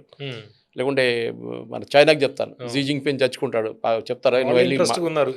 వాళ్ళ మీద ఉన్న ప్రెషర్ తట్టుకోలేరు ఇరాన్. పాకిస్తాన్ చెప్తే అసీం మునీర్ చెప్పాడు కదా లైట్ తీసుకుంటారు. వేరే జీ జింగ్పిన్ నుంచో లేకుంటే పుటిన్ దగ్గర నుంచో అంటే it be like an order. ఎందుకంటే వ్యాపారం కూడా జరుగుతుంది కదా, వ్యాపారం వాళ్ళకి కనుక వెనకాల ప్రెషర్ సార్. రేపు యుఎన్ అసెంబ్లీలో, జనరల్ అసెంబ్లీలో, సెక్యూరిటీ కౌన్సిల్లో ఓటింగ్ వస్తుంది ఉమ్. ఇరాన్ వ్యతిరేకంగా. వీటో ఎవరు చేయాలి? మొన్న వీళ్ళే జరిగింది చేయాలి అదే కదా. కదా, మొన్న జరిగింది అదే కదా, కదా, వీటో వీళ్ళే చేయాలి వీటో కదా. పోయింది కదా. రష్యా లేకుంటే చైనా చేస్తారు వీటో అగేన్స్ట్. వాళ్ళు లేదనుకోండి, it become resolution, official resolution. అది పెద్ద చైనాకి తెలుసు అది. స్ట్రైట్ ఆఫ్ హార్మోజ్ విషయంలో జరిగింది కదా. అదే ఈవెన్ టెక్నాలజీ సార్, చైనా వైపు నుంచి మీకు టెక్నాలజీ కావాలంటే, మిషనరీ కావాలంటే చైనానే సప్లై చేస్తారు మీకు. మీకు ఎవరు ఇస్తారు? మీకు ఎవరు ఇవ్వరు. ఇరాన్ని మొత్తం బ్లాక్ లిస్ట్ చేసేసారు లోకంలో మిగతా అన్ని కంట్రీస్. మీరు మీకు Russia also will support you. కానీ వాళ్ళ ప్రాబ్లం వాళ్ళకు ఉంది ఇప్పుడు యుక్రెయిన్ వార్లో. కానీ వాళ్ళు డెఫినెట్లీ మిమ్మల్ని హెల్ప్ చేస్తారు. కానీ వీళ్ళు చైనా ఇంకా హెల్ప్ చేస్తున్నారు. రాడార్లు ఇస్తున్నారు, వాళ్ళు శాటిలైట్ ఇమేజరీ ఇస్తున్నారు ఇరాన్కి. సో న్యాచురల్లీ చైనా మాట వింటారు. లేకుంటే చైనా రేపు ఆఫ్ చేసి పడేస్తారు స్విచ్, అంతే. అవును, ఇది. సో చైనా, ఎస్ మీరు చెప్పిన మాట కరెక్టే, China has to do it. వాళ్ళకి చాయిస్ లేదు, చైనా చెప్తే వినాల్సిందే ఇరాన్. ప్రెసిడెంట్ ట్రంప్ అక్కడే చేశారు అన్నిటికంటే పెద్ద తప్పు. ఫస్ట్ తప్పు ఆయన ఏంటంటే, యుద్ధంలో దిగినప్పుడు ఏ యుద్ధమైనా కానీ ఆ హ్యాండిల్ చేస్తున్న లీడర్, అది మోదీ గారు ఉండొచ్చు ఆపరేషన్ సింధూర్లో, లేకుంటే ఇక్కడ మన షిమాన్ పెరెస్ హ్యాండిల్ చేసిన 6 Day వార్ ఉండొచ్చు, గోల్డా మియర్ టైంలో ఇజ్రాయెల్లో. ఏ యుద్ధమైనా దానికి ఒక ఎండింగ్ ఉండాలి. మీరు ఆఫ్ ర్యాంప్ అంటారు దాన్ని. We have to get exit. లేకుంటే కొట్టుకుంటే ఉంటారు ఇప్పుడు యుక్రెయిన్ రష్యా లాగా. వాళ్ళకి ఎగ్జిట్ లేకుండే, సరే ఇది అయిపోయింది ఇక్కడ మనం ఆపేద్దాం అని చెప్పేసి. ఇది లేదు. ఆపరేషన్ సింధూర్ మోదీ గారు కూడా 6 నెలలు నడిపిస్తే ఎట్లా ఉంటుండే? మన వైపు చాలామంది చనిపోతారు, వాళ్ళ వైపు చాలామంది చనిపోతారు, మన ఎయిర్క్రాఫ్ట్ పోతే వాళ్ళ ఎయిర్క్రాఫ్ట్ పోతుంది. ఏంటి? Nothing, no result. ఇప్పుడు డిప్లొమసీ ఎవరు ఫెయిల్ అయినట్టు అనుకోవాలి? ఇప్పుడు పాకిస్తాన్ ఇరాన్ని తీసుకురావడం విషయంలో ఫెయిల్ అయిందా? అది sir first of all the కాన్సెప్టే తప్పు. ఇరాన్ అంగీకరించరు. First let us get this very very clear. మీరు ఇరాన్ దగ్గర అడుగుతున్న ఏంటి? వాళ్ళ యురేనియం సరెండర్ వాళ్ళు చేయరు. State of Hormuz still can be negotiated, no problem. మీ వైపు నుంచి మీ బ్లాక్ తీసేస్తే వాడి వైపు నుంచి వాడు బ్లాక్ తీసేస్తే. అంటే రేపు బ్లేమ్ గేమ్లో పాకిస్తాన్ డ్యామేజ్ అవుతుందా, యుఎస్ డ్యామేజ్ అవుతుందా? పాకిస్తాన్ డ్యామేజ్ అవుతుంది. అరే యుఎస్ చాలా స్మార్ట్. ప్రెసిడెంట్ ట్రంప్ ఆల్రెడీ చెప్పేశాడు, మేము గెలిచేసాం. రేపు అంటాడు, మేము అక్కడ మాట్లాడడానికి రెడీ ఉన్నా, ఆ పాకిస్తాన్ వాడు తీసుకురాలేదు వాళ్ళని, నేనేం చేయాలంటాడు. నేను రెడీగా ఉన్నాను మాట్లాడడానికి, Vance was ready to take off. కానీ పాకిస్తాన్ వాళ్ళు వాళ్ళని తీసుకురాలేకపోయారు ఇరాన్ని. పాకిస్తాన్ ఎందుకు ఇన్వాల్వ్ చేశారంటే నేను చెప్పాను చూడండి, Pakistan Asim Munir and revolutionary guards నడుమ చాలా క్లోజ్ రిలేషన్షిప్. ఇప్పుడు కాదు, 15 సంవత్సరాల నుంచి. దానికోసం ఇండోనేషియాని పిలిచారు దీని నడిమిట్లో. యుఎస్ ఇండోనేషియా దగ్గర అడిగారు, మీరు కూడా ఇస్లామిక్ కంట్రీ కదా, మీరు కొంచెం నెగోషియేట్ చేయండి. ఇండోనేషియా అన్నారంటే మాకు దీంట్లో we are not getting in to it. In fact after this యుద్ధం మేము అబ్రహాం అకార్డ్ సైన్ చేయబోతున్నాం ఇజ్రాయెల్తోని. సో దే ఆర్ అంగీకరిస్తున్నారు అనమాట ఇజ్రాయెల్ని కూడా. సో మేము దాంట్లో పడవచ్చు అని చెప్పారు ఇండోనేషియా. పాకిస్తాన్కి ఏంటంటే పబ్లిసిటీ కావాలండే, లోకంలో అందరూ మాట్లాడతారు. ఇస్లామాబాద్ ఎక్కడుందని మ్యాప్లో కూడా తెలిసిపోతుంది చాలామందికి, దీనికన్నా ముందు తెలియదు.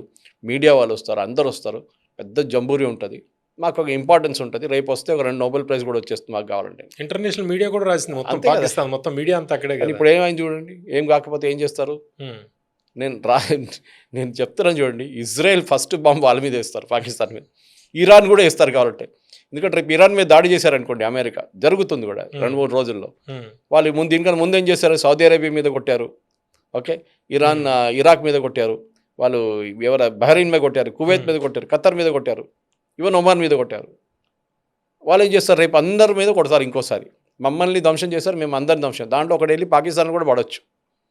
ఎందుకంటే నువ్వు చేసిన పని ఇది, మమ్మల్ని తీసుకొచ్చి నువ్వు కూర్చోబెట్టి ఇది చేస్తావు ఈ పనులంతా అని చెప్పి పాకిస్తాన్ మీద కోపం ఉంటుంది వాళ్ళకి డెఫినెట్గా. ఇది సో ఇప్పుడున్న పరిస్థితుల్లో మనం మాట్లాడుతున్నప్పుడు, as we are recording this on 21st evening, ఈ జరిగే టైంకి దీని తర్వాత ఏం జరుగుతుందో మనకు తెలియదు. It is 4:24. నేను మొన్న అల్ జజీరాలో బహుశా మీకు చెప్పారు, అది మనం మాట్లాడుతున్నప్పుడు ఎప్పుడు చెప్తూ ఉంటాను చూడండి, మనం ఈ రికార్డ్ చేసింది ఈ టైంకి, దీని తర్వాత ఏం జరుగుతుందో నాకు తెలియదు అని చెప్పి. అల్ జజీరాలో ఒక డిబేట్కి వచ్చిన ఒక ప్రొఫెసర్ ఆయన మాట్లాడుతూ ఇదే అన్నారు, ఇది టైం ఇప్పుడు ఇది, దీని తర్వాత ఏం జరుగుతుందో నాకు తెలియదు, నన్ను తిట్టకండి, ఇది అవుట్డేటెడ్ న్యూస్ కాదు, ఇది ప్రాబ్లం అని. Because every minute to minute situation change అవుతుంది అనమాట. వస్తున్నారు లేదు, వ్యాన్స్ ప్లేన్ దగ్గర వెళ్ళాడు, నడుచుకుంటూ వెళ్ళాడు, ఇరానియన్ వాళ్ళని ప్లేన్లో తీసుకొచ్చి కూర్చోబెట్టారు. ఇక్కడ వస్తే రావాలంటే వస్తారు వాళ్ళు. మీకు ఇది ఇప్పుడు ఈ టాక్స్ రేపే జరగాలని ఎందుకుంది, ఎందుకంటే సీజ్ ఫైర్ వెళ్ళిపోతుంది, ఎల్లుండి cease fire will get lapsed. So President Trump అన్న సంతకం పెట్టకపోతే అక్కడ ఇక్కడ అన్ని బాంబులు పడతాయంట. So literally it is a carte blanche అంటారు ఇంగ్లీష్లో. బ్లాక్మెయిల్ లాగా మీ ముందు ఒక కాగితం పెట్టి సంతకం పెట్టరా అని చెప్తున్నారు ఇరాన్ దగ్గర. వాళ్ళు చేయరు. ఓకే.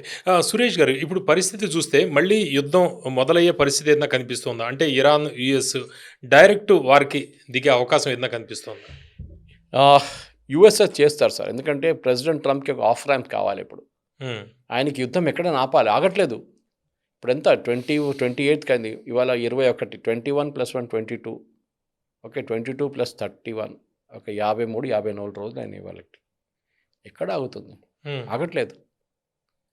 ఏదో 2 రోజులు అయిపోతుంది, 3 రోజులు అయిపోతుంది, ఇరాన్ క్యాపిచులేట్ లీడర్ కొట్టగానే సరెండర్ అయిపోతారు అనుకున్న ట్రంప్ ఇప్పుడు ఇంకా ఇన్ని రోజులు ఇంకా ఆగట్లేదు.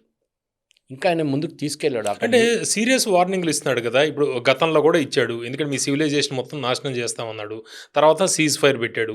ఇప్పుడు లేటెస్ట్ ఈ టాక్స్కి మీరు రాకపోతే ఊరుకునేది లేదు, ఏం చేస్తామో చూడండి అని వార్నింగ్ ఇచ్చాడు.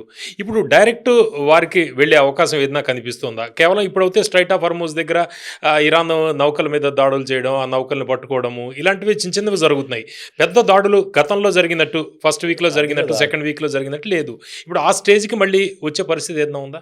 టాకో అని అమెరికన్స్ యూజ్ చేసే ఒక టర్మ్ ఉంది కదా, ట్రంప్ ఆల్వేస్ చికెన్స్ అవుట్. అంటే ట్రంప్ ఎప్పుడు బ్యాక్అవుట్ అయిపోతాడు. ఎప్పుడు అవుతాడో తెలియదు. ఎప్పుడు ధమ్కి ఇస్తాడు, నేను చంపేస్తాను, నేను బాంబు వేస్తాను, నీ తల మీద వేస్తాను, కానీ మళ్ళీ వెళ్ళి సరే ఇంకా 2 వారాలు పొడిగిస్తాను నేను, ఓకే ఈ 2 వారాల లోపల సెటిల్ చేసుకోదాం మన అంతా. మళ్ళీ దాని తర్వాత మళ్ళీ ఆ ఎండ్కి వచ్చి మళ్ళీ అంటాడు 2 వారాలు అంట. ఆయన గట్టి వార్నింగ్ ఇచ్చాడంటే మళ్ళీ ఏదో పొడగింపే. అది ఎట్లా అయిపోతుందంటే, మీరు ఇట్లాంటి వార్నింగ్ ఇచ్చి ఏం చేయకపోతే వాళ్ళు కూడా సీరియస్గా తీసుకోరు మిమ్మల్ని. పులి వచ్చింది కేసు ఇది. అవునవును. లాస్ట్ నిజంగా పులి వచ్చినాడు ఎవడు పట్టించుకోడు. నానా పులి వచ్చింది కదా, ఇది అదే సంగతి. They will not do. US చేయాలంటే మీరు ఎప్పుడు చేశారండి, దాన్ని ఇజ్రాయెల్ చూసి నేర్చుకోవాలి వీళ్ళు. ఇజ్రాయెల్ ఎవరికి వార్నింగ్ ఇవ్వడము, నేను చెప్పాను నేను కొట్టబోతున్నాను, నేను అది చేస్తాను ఎప్పుడు చెప్పారు. వాళ్ళు కొట్టేస్తారు అంతే. వాళ్ళు కావాల్సిన వాళ్ళు చేస్తారు. ఈ ఓవరాల్గా వీటిల్లో ఇజ్రాయిల్ రోల్ ఎంత ఇంపార్టెంట్? చాలా ఇంపార్టెంట్ సార్. మన ఇజ్రాయెల్ని డిస్కౌంట్ చేస్తున్నది దీంట్లో అన్నింటిలో. నేనే చెప్పాను, ఆ న్యూక్లియర్ థ్రెట్ గురించి చెప్పినాడు, మీకు చెప్పాను చూడండి. వీళ్ళ దగ్గర న్యూక్లియర్ బాంబు వస్తే రేపు ఇజ్రాయెల్ ఉండదు. ప్రెసిడెంట్ ట్రంప్ వాడిన పదం ఇది, ఇజ్రాయెల్ ఉండదు. సో దట్ మీన్ అంత ఇజ్రాయెల్ మీద అంత కోపం. సో ఇజ్రాయెల్కి అదే కదా, ఈవెన్ బెంజమిన్ నెటన్యాహు మనకు స్పీచ్ ఇచ్చారు, దాంట్లో చాలా క్లియర్గా ఎక్స్ప్లెయిన్ చేశారు మేము ఎందుకు వెళ్ళాం సీజ్ ఫైర్, ఓకే మేము ఎందుకు యుద్ధం చేస్తున్నాం. అక్కడున్న 71% ప్రజలు ఇజ్రాయలీ గవర్నమెంట్ని సపోర్ట్ చేస్తున్నారు, యుద్ధం చేయండి అంటున్నారు. అమెరికాలో ఆపోజిట్ ఉంది, యుద్ధం ఆపండి రా అంటున్నారు ట్రంప్ దగ్గర. ఎందుకంటే అక్కడున్న ప్రజలకు తెలుసు వాళ్ళ ఎగ్జిస్టెన్స్ థ్రెట్ అది. హెజ్బుల్లా ఉన్నదాకా వాళ్ళ మీద నార్దర్న్ ఇజ్రాయెల్లో బాంబులు పడతాయి, వాళ్ళని ఫినిష్ చేయాల్సిందే. యాజ్ మచ్ as హమాస్ని ఎట్లా ఫినిష్ చేశారు. ఇప్పుడు హమాస్ ఏం చేయట్లేదు కదా. అంటే న్యూక్లియర్ ప్రోగ్రామ్ని పక్కకు పెట్టి ఈ చర్చలు అనేవి ఉండవు. ఇది బేసిక్ ప్రాబ్లం అక్కడే వచ్చింది. ఇది ఎప్పుడో ఈ ప్రాబ్లం సార్ట్అవుట్ అయిపోతుంది. పవన్ గారు మీకు తెలిసిందే, జేసీపీ అగ్రిమెంట్ సైన్ చేసినప్పుడు ప్రెసిడెంట్ ఒబామా టైంలో ఆ ఒప్పందం అట్లనే నడిపించుకుంటూ పోతే ఇప్పుడు దాకా ఇరాన్ న్యూక్లియర్ ప్రోగ్రామ్ కంట్రోల్లో ఉంటుండే. కానీ ట్రంప్కి అది నచ్చలేదు కదా. నిన్న కూడా ఇచ్చాడు స్టేట్మెంట్ ఒకటి, ఆయన ఇంత అగ్రిమెంట్ సైన్ చేశాడు, నథింగ్ నేను చేయబోతున్నాను చూడండి ఎప్పుడు ఏముంటుంది అగ్రిమెంట్, అది చాలా మంచి agreement, far better than JCPOA, okay signed by Hussein Obama, Barack Hussein Obama. కావాలని చెప్పి హుస్సేన్ అని పేరు పెట్టాడు నాడు ఇట్లా డెలిబరేట్లీ. దెన్ స్లీపీ జో, బైడెన్ని ఎప్పుడు స్లీపీ జో అని పిలుస్తాడు, నిద్రపోతూ ఉంటాడు. ఇన్ఫ్యాక్ట్ నిద్రపోయే ప్రాబ్లం ఇప్పుడు ట్రంప్కి వస్తుంది. మీరు చూస్తుంటారు నిన్నటి నుంచి చాలా మంది అమెరికన్ ఛానల్స్ ఆయన మాట్లాడుతూ నిద్రపోతున్నాడు. జోష్ కూడా లేదు. Press conference is 80 now. Press కాన్ఫరెన్స్లో మొన్న కూడా వైట్ హౌస్లో మాట్లాడుతూ హీ వాజ్ స్లీపింగ్, నిద్రపోతున్నాడు ఇట్లా కన్ను మూసుకొని. స్ట్రెస్ చాలా ఉంది ఆయన మీద. ఆయనకి కాగ్నిటివ్ ఉందా అసెస్మెంట్ తీసుకోవడానికి అక్కడ ఆర్టికల్ 25 అని చెప్పి దీనికన్నా ముందు కూడా మనం డిస్కస్ చేసాం, అది చేయాలని చెప్పి నిన్న సాయంత్రం నుంచి కూడా మళ్ళీ పుకారు మొదలైంది, జేడీ వ్యాన్స్ టేక్ ఓవర్ చేసుకోవాలని చెప్పి. దానికోసం జేడీ వ్యాన్స్ని కూడా, అది ఇంకో స్టోరీ ఉంది పవన్ గారు, జేడీ వ్యాన్స్ని ఎందుకు పంపిస్తున్నాడు పాకిస్తాన్కి? పంపించక్కర్లేదు కదా, మార్కో రూబియోని పంపిస్తే చాలు, ఆయన చూసుకుంటాడు, సెక్రటరీ ఆఫ్ స్టేట్. కానీ ఇరానియన్స్ ఏమంటున్నారంటే, మేము ఈ దొంగలు 2 ఉన్నారు చూడండి, Steve Witkoff and Jared Kushner, వాడిని నమ్మను మేము. 2 సార్లు వాళ్ళు వచ్చారు, 2 సార్లు మా మీద బాంబు వేశారు. We don't trust those fellows. కానీ ఈ వార్ విషయంలో జేడీ వాన్స్ మొదటి నుంచి దూరంగానే ఇప్పుడు ఈ టాక్స్ దగ్గరే వచ్చాడు. కరెక్ట్.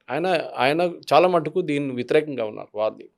ఓపెన్గా చెప్పలేము కదా, మీ కంట్రీ యుద్ధం చేస్తున్నప్పుడు మళ్ళీ ఓపెన్గా వెళ్ళి ప్రెస్ కాన్ఫరెన్స్ చెప్పలేదు. కానీ ఆయన ప్రోగా ఎప్పుడు మాట్లాడలేదు, యుద్ధం చేయాలని ఎప్పుడు చెప్పలేదు. ఇది అతను చూసి చాలా ప్రాక్టికల్. కానీ ట్రంప్కి భయం ఏంటంటే, ఇప్పుడు ఇప్పుడు రాబోయే ఎలక్షన్లో ఇంకా 2 సంవత్సరాలకు ఎలక్షన్ వస్తుంది కదా వాళ్ళది, ప్రెసిడెన్షియల్ ఎలక్షన్. దాంట్లో ఒక సంవత్సరం ముందే క్యాండిడేట్ని డిసైడ్ చేస్తారు వీళ్ళు. ప్రిలిమినరీస్లో వాళ్ళ డెమోక్రాట్ వైపు నుంచి ఎవరు ఉంటారు, రిపబ్లికన్ వైపు నుంచి. సో ఆయనకి వ్యాన్స్ రాకూడదని చెప్పి రాకూడదు ఉందంతా. కానీ మార్కో రూబియోని చేయాలని ఉంది. Marco Rubio is his favourite. Marco రూబియోని ప్రెసిడెంట్ క్యాండిడేట్గా చేయాలని ఉంది. సో ఇప్పుడు జరిగింది అనుకోండి, ఈ అగ్రిమెంట్ ఫెయిల్ అయింది అనుకోండి, బ్లేమ్ అంతా వ్యాన్స్ మీద వేసేస్తాడు. అది చూడండి, నేను అది ఇరానియన్స్ తీసుకురావాలనుకున్నాను, వాళ్ళు జేడీ వ్యాన్స్ ముఖం చూడగానే రాలేదు వాళ్ళు, ఆయన మీద వేసేస్తాడు. చేసిందంతా ఈయన, కానీ తప్పంతా ఆయన మీద ఉంటుంది. సో జేడీ వ్యాన్స్ ఒక వీక్ లీడర్ లాగా బయటకు వస్తాడు. ఓకే, వీళ్ళు కరెక్ట్ ఇట్ లేటర్, అది ఇంకోటి. ఎందుకంటే అందరు ప్రెసిడెంట్ ట్రంప్ గురించి అమెరికాలో ప్రతి సిటిజన్కి తెలుసు ఇప్పుడు ఏమని. ఓకే, ఈ అందరు అదే అంటారు, ఈవెన్ ఇరానియన్స్ అంటున్నారు వాళ్ళ ప్రెసిడెంట్ అన్నారు పెజెకియాన్. ఈయన కొంచెం తక్కువ మాట్లాడితే బాగుంటుంది, 10 నిమిషాలు 15 నిమిషాలకు ఒక ట్వీటు మాట్లాడడం, ప్రెస్ కాన్ఫరెన్స్ వాడి మీద వీడి మీద, ఎయిర్క్రాఫ్ట్ దగ్గర ఎయిర్క్రాఫ్ట్ లోపల ఎక్కడ చూసినా మాట్లాడుతున్నాం, ఒక లైసెన్స్ లేకుండా మాట్లాడుతున్నాం. We're speaking to very smart people in Iran. అయిపోయింది, the agreement will be sign soon ముందు 2 వీక్స్ అంటున్నాయి, ఇప్పుడు సూన్ అయిపోయింది. ఈ సూన్ ఎప్పుడు రావట్లేదు. అంటే ఇతనికి అంటుకుంటున్న బురద జేడీ వాన్స్ కూడా కొద్దిగా రాస్తున్నాడు అంతే. ఎందుకంటే ఇది ఫైనలీ ఆయన చెప్తాడు, నేను అన్ని ట్రై చేశాను, జేడీ వ్యాన్స్ని కూడా పంపించాను, కానీ చూడండి ఆయన కూడా రెస్పెక్ట్ ఇవ్వలేదు వాళ్ళు. సో కానీ ప్రజలకు తెలుసు, పీపుల్ ఆర్ నాట్ ఫూలిష్, వాళ్ళకి తెలుసు ఇదంతా మొదలుపెట్టింది ఈయనే, ట్రంపే. ఆయన ఇప్పుడు ఏం చేయలేకపోతున్నాడు, ఎవరి మీదైనా ఎవరి తల మీద వేయాలని ట్రై చేస్తున్నాడు, చాలా ట్రై చేస్తున్నాడు. అదే జరుగుతుంది ఇప్పుడు అని, అదన్నా main. So he will get doesn't want to take the blame. Pawan గారు, నేను చేసింది అంతా కరెక్ట్. మీరు చూసుంటారు ఇవాళ దాకా ప్రెసిడెంట్ ట్రంప్ ఎప్పుడైనా నాతోనే ఒక తప్పైంది, this war was a mistake అని చెప్తే ఎప్పుడు అయిపోతుండే, క్వైట్గా విత్డ్రా చేసుకోవచ్చు. కానీ తర్వాత ఇజ్రాయెల్ చూసుకుంటారు మీరు చెప్పినట్లు, వాళ్ళ బాంబింగ్ చూసుకుంటారు, వాళ్ళు వీళ్ళు అక్కర్లేదు అమెరికా. కానీ ఆ చెప్పడానికి ఆయన రెడీ లేరు, ఎవరు చేయలేదు. మనం కూడా అంటున్నారు greatest thing I have done, 47 సంవత్సరాల నుంచి వీళ్ళు ఏం చేయలేదు, ఆల్ వీక్ యూఎస్ ప్రెసిడెంట్స్, నేనే కొట్టాను చూడండి ఇప్పుడు. అండ్ దట్ ఈస్ వై మేము ఇక్కడ దాకా వచ్చాం, మేము ఫినిష్ చేసేసాం ఇరాన్ వాళ్ళు. సరే మీరు ఫినిష్ చేశారు, లేదని చెప్పట్లేదు, అది మీ మిలిటరీ పవర్ యూజ్ చేశారు. కానీ 3 రోజులు ఆగాల్సిన యుద్ధం ఇంకా 55 రోజులు అయినాక ఆగట్లేదే, అది ప్రాబ్లం. సురేష్ గారు, ఇప్పుడు చూస్తే మనము ఇరాన్లో ఈ ప్రభుత్వం, లేకపోతే ముస్తఫా కావచ్చు, లేకపోతే ఐఆర్జీసీ, ఇలా మొత్తం 2 గ్రూపుల్లాగా ఇరాన్లోనే 2 గ్రూపుల్లాగా తయారయ్యాయి. ఐఆర్జీసీలో చీలిక వచ్చింది అనేది జరుగుతుంది. ఇది ఎంతవరకు కరెక్టు, లేకపోతే ఇది కావాలని యుఎస్ ఇది చేస్తుంది? సైకలాజికల్ నెరేటివ్ గేమ్ ఉంటుంది ఎప్పుడు, కానీ దాంట్లో ఇరాన్లో మీరు వ్యతిరేకిస్తే నెక్స్ట్ డే మీరు ఉండరు, అది కూడా మనం గుర్తుపెట్టుకోవాలి. మీకు గుర్తుంటుంది, ఫారిన్ మినిస్టర్ ఒక స్టేట్మెంట్ ఇచ్చారు, Abbas Araghchi, Strait of Hormuz is open అని చెప్పి. వితిన్ 10 నిమిషాల్లో ఆయన డెప్యూటీ ఆయన కాంట్రడిక్ట్ చేశారు, no strait of Hormuz is closed. IRGC half an hour తర్వాత ట్వీట్ పెట్టారు, no strait of Hormuz is completely closed. ఇరాన్లో ఒకటే పాట పాడాలి, సుప్రీం లీడర్ ఏం చెప్తారో అదే ఫైనల్. సుప్రీం లీడర్ ఎక్కడ ఉన్నారో తెలియదు, ఆయన పేరు మీద ఇస్తున్నారు స్టేట్మెంట్లు, వీళ్ళే టైప్ కొడుతున్నారు ఏమో కూర్చొని. సో వాళ్ళ వైపు నుంచి మీరు ఒకసారి రెబెల్ అయితే, ఇది ప్రతి డిక్టేటర్ ఉన్న కంట్రీలో జరిగిందే ఇది. పవన్ గారు, సద్దాం హుసేన్ టైంలో చూడండి, మీరు లిబియాలో మొహమ్మద్ గదాఫీ చూడండి, అసాద్ రెజీమ్ చూడండి అక్కడ సిరియాలో, ఎక్కడన్నా ఇదీ అమీన్ ఉగాండాలో, మీరు వాళ్ళ అందరు డిక్టేటర్, వీళ్ళు వాళ్ళ వ్యతిరేకంగా మీరు మాట్లాడారో ఫినిష్ చేసిస్తారు. ఇరాన్లో ఒకటే అడ్వాంటేజ్ ఏంటంటే వాళ్ళకి ఒక సెంబ్లెన్స్ ఆఫ్ డెమోక్రసీ ఒకటి ఉంది, కొంచెం డెమోక్రసీ అన్న వాళ్ళ దగ్గర ఉంది.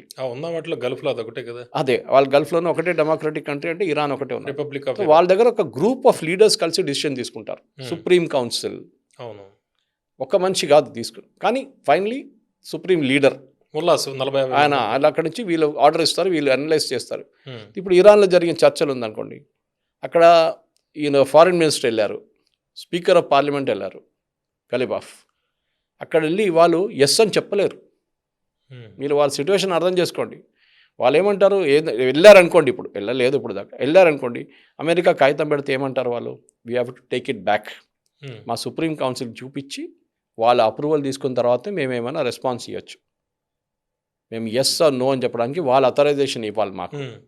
ప్రెసిడెంట్ ట్రంప్ అదే స్టామర్ మీద, బ్రిటిష్ ప్రైమ్ మినిస్టర్ మీద జోక్ వేశారు కదా, మీకు గుర్తుంటుంది.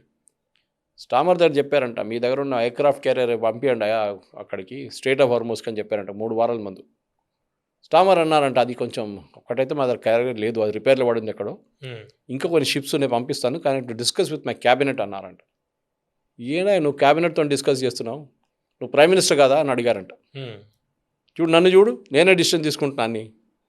అది కాదు, అట్లా జరగదు అన్ని దేశాల్లో. ఈవెన్ హియర్ ఆల్సో యుద్ధానికి వెళ్ళడానికి ఉన్న అప్రూవల్ యుఎస్ కాంగ్రెస్ ఇవ్వాలి, అంటే వాళ్ళ పార్లమెంట్ ఇవ్వాలి దాకా వాళ్ళు అప్రూవల్ ఇవ్వలేదు. ఎందుకంటే వాళ్ళది టెక్నికలీ అట్ వార్ అనగానే అమెరికాలో ఒక డెఫినేషన్ ఏంటంటే ఎప్పుడు కాంగ్రెస్ ఎప్పుడు అప్రూవ్ చేయాలంటే బూట్స్ ఆన్ ద గ్రౌండ్.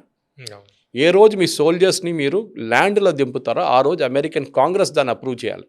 అప్పుడు మీరు టెక్నికల్ యుద్ధంలో ఉన్నారు, then you are at war. ఇప్పుడు మీరు నాట్ ఎట్ వార్, మీ నేవీ ఎక్కడో తిరుగుతుంది, మీ ఎయిర్ ఫోర్స్ ఎక్కడ తిరుగుతుంది ఆకాశంలో, బూట్స్ ఆన్ ద గ్రౌండ్ కాలేదు. కానీ ఏ రోజు బూట్స్ ఆన్ ద గ్రౌండ్ జరుగుతుందో ఆ రోజు మీరు కాంగ్రెస్ అప్రూవ్ చేయాల్సింది, ఆఫ్ఘనిస్తాన్ లాగాను ఇరాక్ లాగాను. అందుకే కీలకమా ఇప్పటిదాకా వాళ్ళు డైరెక్ట్ ల్యాండ్ మీదకి రావట్లేదు వాళ్ళు. లేదు, ఒకటి అమెరికాలో ఉన్న ప్రజలకి బూట్స్ ఆన్ ద గ్రౌండ్ అంటే చాలా భయపడతారు. వియట్నాం తర్వాత, ఆఫ్ఘనిస్తాన్ తర్వాత, ఇరాక్ తర్వాత అక్కడ జరిగిన ఎంతోమంది చనిపోయారు అమెరికన్ సోల్జర్స్. వాళ్ళకి అది బూట్స్ ఆన్ ద గ్రౌండ్ అనగానే చాలా సెన్సిటివ్ ఇష్యూ. అప్పుడు మొత్తం వార్ తిరిగి ట్రంప్ వ్యతిరేకంగా అయిపోతారు అందరూ. అంటే ఫైటర్ జెట్లు నేవీ ఇవే జరుగుతుంది. అక్కడ లాస్ లేదు కదా మీకు, అప్పుడు కూడా 13 మంది చనిపోయారు, ఇప్పుడు దాకా 170-180 మంది గాయాలైనాయి. ఎస్, కానీ చాలా clear boots on the ground అనగానే దానికోసం కార్గిల్ని మేము తీసుకుంటామన్నారు, పెద్ద స్టేట్మెంట్ ఇచ్చారు 2-3 సార్లు. ట్రంప్ ట్వీట్ కూడా చేశాడు. దాని తర్వాత అసలు నాయిస్ లేదు, ఏం లేదు, కార్గిల్ అక్కడే పడింది. Because boots on the ground పెట్టంగానే 10 మంది చనిపోతే కూడా చాలు, it becomes a big issue in America, చాలా పెద్ద ఇష్యూ అయిపోతుంది. దానికి ఆపడానికి ఏమైనా ట్రై చేస్తుంది, కాంగ్రెస్ అప్రూవ్ చేయాలి కదా. సరే, వాళ్ళ రిపబ్లికన్స్ నారో మెజారిటీ ఉంది, వాళ్ళకు రావచ్చు. దీనికన్నా ముందు కూడా యుద్ధం ఆపమని చెప్పి ఒక రెజల్యూషన్ 2 సార్లు తీసుకొచ్చారు అమెరికన్ కాంగ్రెస్లో, కానీ అది పోయింది అది, ఎందుకంటే రిపబ్లికన్స్ దాన్ని వ్యతిరేకంగా ఓటేశారు. కానీ ఇప్పుడు బూట్స్ ఆన్ ద గ్రౌండ్ వస్తే ద సిచ్యువేషన్ మారిపోతుంది. దానికోసం ట్రంప్ నేవీని వాడుకుంటున్నారు, ఎయిర్ ఫోర్స్ని వాడుకుంటున్నారు. So that he doesn't require approval అనమాట. చివరిగా సురేష్ గారు, ఇప్పుడు ఫ్యూచర్ ప్రిడిక్షన్ చేస్తే 3 పాసిబుల్ సినారియోస్ ఎలా ఉంటాయి? ఒకటి, ఇరాన్ వచ్చి మాట్లాడతారు, మేము మీతో ఇంకా మాట్లాడడానికి రెడీగా ఉన్నాము, కొంచెం ముందుకు తీసుకెళ్దాము, మీరు సీజ్ ఫైర్ ఎక్స్టెండ్ చేయండి, we will keep talking. 1 possibility. Second possibility, president Trump ఏమంటారంటే నేను స్ట్రెయిట్ ఆఫ్ హార్మోస్లో ఉన్న మీ వైపు ఉన్న బ్లాకేడ్ని మేము తీసేస్తున్నాం, మీరు కూడా తీసేసేయండి, సీజ్ ఫైర్ ఎక్స్టెండ్ చేద్దాం, మళ్ళీ మన టాక్స్ పెట్టుకుందాం. ఇది 2వ ఆప్షన్. 3వ ఆప్షన్, మీరు సంతకం పెట్టకపోతే మీ తల మీద బాంబు వేసేస్తాం. ఇది 3 ఉన్నాయి. ఆ 3వ ఆప్షన్ బహుశా నాకు ఇప్పుడు అనిపిస్తుంది that is what will happen finally. Okay. కానీ ట్రంప్ ఉన్నదాకా మనం చెప్పలేము. ట్రంప్ ఇప్పుడు దాకా దీనికన్నా ముందు కూడా చాలా ధమ్కీలు ఇచ్చారు ఇట్లా, కానీ లాస్ట్ మినిట్లో బ్యాక్అవుట్ అయిపోతారు. బహుశా ఈసారి కూడా అదే జరగవచ్చు. నేను సీజ్ ఫైర్ ఎక్స్టెండ్ చేస్తున్నాను, మళ్ళీ మాట్లాడుతున్నాం, మేము ఇంకా మాకు మాట్లాడాలని ఉంది, నాకు చాలా నచ్చారు ఇరానియన్స్, ఇంకా మాట్లాడదామని చెప్పి ఒక ఎక్స్క్యూజ్ క్రియేట్ చేస్తారు. అది కానీ అది ఎక్కువ రోజులు తీసుకెళ్ళాడు, ఎందుకంటే అమెరికాలో ఉన్న ప్రజలు అంటున్నారు మీద అంతా బంద్ చేసి దుకాణం బంద్ చేసి ఇంటికి రండి అంటున్నారు వాళ్ళు అని చెప్పారు కూడా మనకు state. Unfortunately my citizens want me to come home.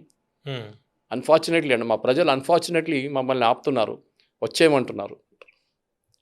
That is what is going to happen. Okay, thank you very much. Thank you very much. అయితే హర్మోజ్ జలసంధి తెరుచుకుంటుందా, లేకపోతే ప్రపంచం మరో యుద్ధంలోకి ముందరికి వెళ్ళబోతుందా?